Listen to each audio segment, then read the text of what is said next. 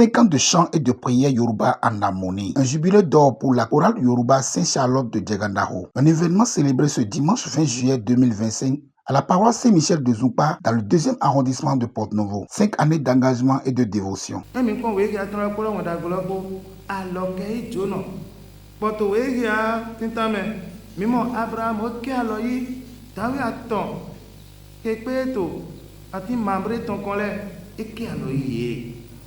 Non vile mi lo to wala kan ya mi a se lo le pe no e mo ye ja e lo so aton pe be mi so kan se ro pe je pe ko me kun ba we no e to ko do pe epo e mo to e mi aton le me ma we to berete o kru no ti me aton e mo si gba e mo to ye me ma we to bedo o kru no ti mon seigneur Abraham mo do to me aton le me ma we mi to alo keyi. Bon, ya jenu na Abraham, gigonu na Abraham.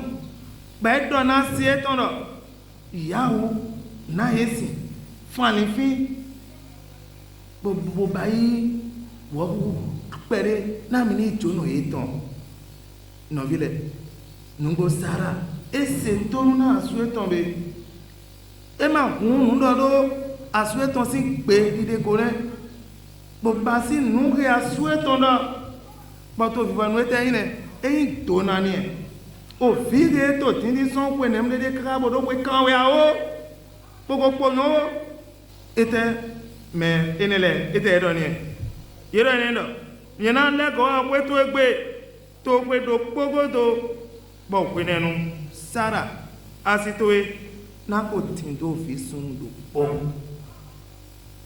no vile ko me kuku jono go Megeton mengbe go non sous donation li do me non sous dagbesion li do me non sous nyonation li do me khome kuku mege waje go boy matrenyo lo sous non sous ali nyona ton do me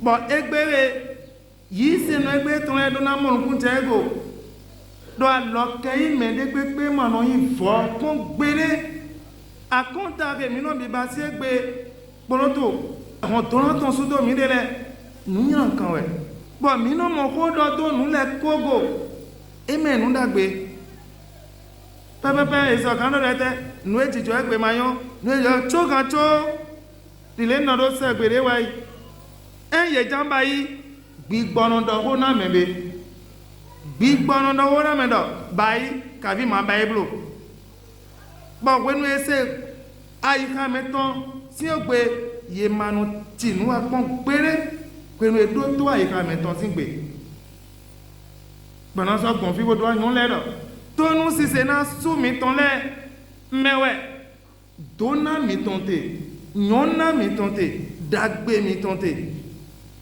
to nu si se na su mi ton le mewe Gigo mi tente. Tu sors, je sors. Fidèle électron gagne maintenant. Broto tout clado mi. Man beti to ni da tonde da yamo. Yazunya cha to compter mo.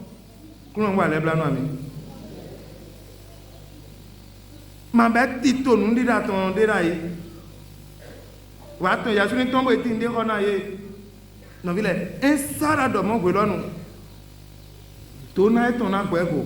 Aya je ton na gbo ego e se to na su eton nyonu egbe ton le mi kon tonu si se na su mi ton le bo dagbe na ton so me na mi dona na ton so na mi nu ko ina ton so me na mi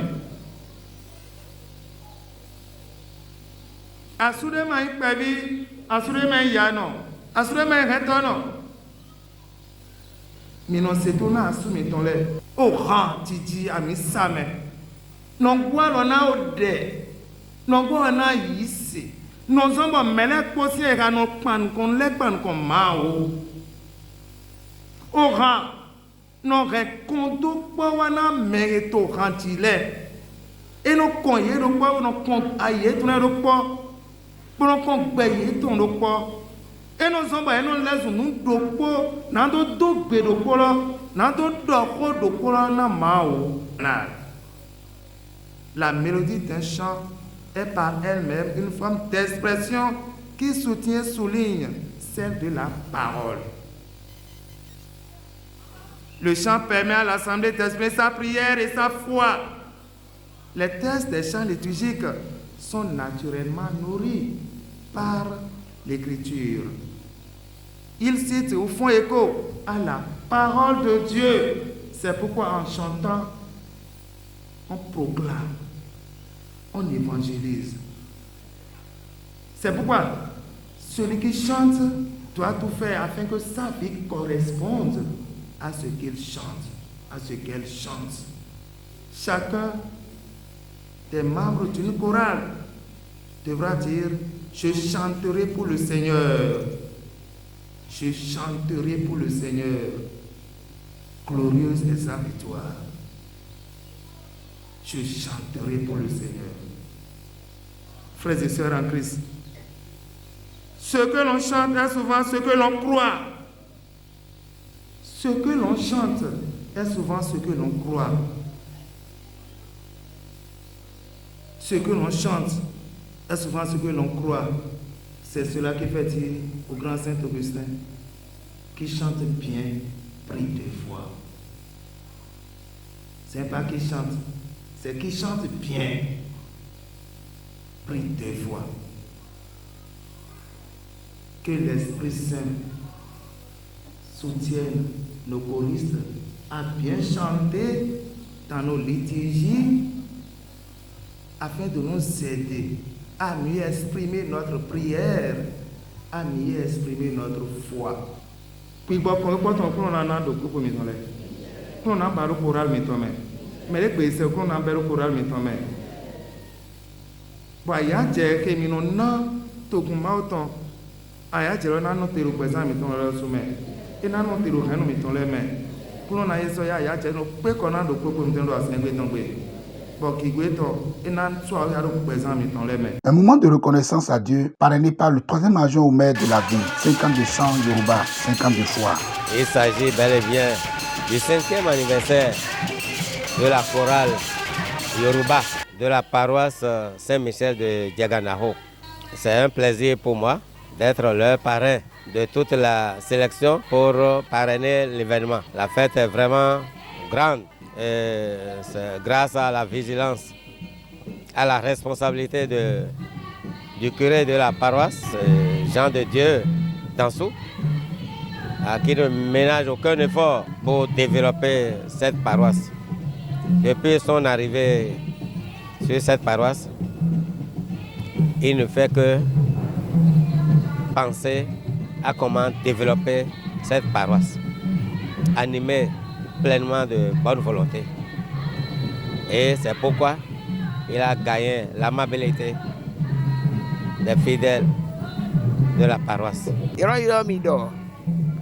On va Béatrice, épouse enfant, présidente de la chorale Yoruba.